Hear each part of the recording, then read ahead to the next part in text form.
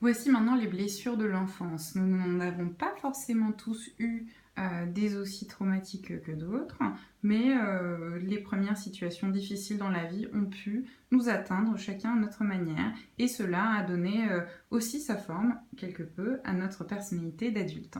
Donc, il se peut que l'enfant étant de 0 à 5, allez, de 0 à 10 ans même, a pu vivre une situation qu'elle a interprétée comme étant de l'abandon.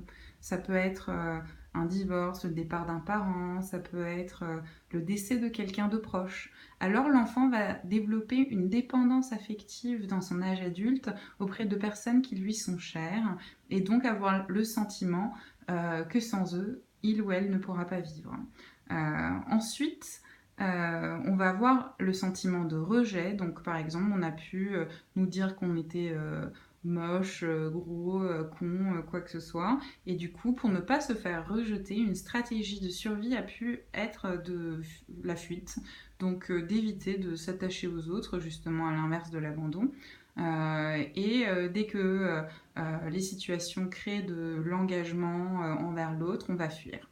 La trahison, le sentiment qu'on nous a trahi, qu'on nous a menti, qu'on ne pouvait pas avoir confiance alors qu'on l'avait accordé, va générer une sensation de honte, de je n'aurais pas dû me fier, et du coup, on devient un adulte méfiant, ce qui rend quand même très compliqué les relations avec les autres. Ensuite, l'injustice. Si on a eu le sentiment qu'il y a eu une injustice, que par exemple on aime plus un frère ou sœur que nous, ou que les autres avaient plus de moyens que nous, etc., on va développer une personnalité rigide.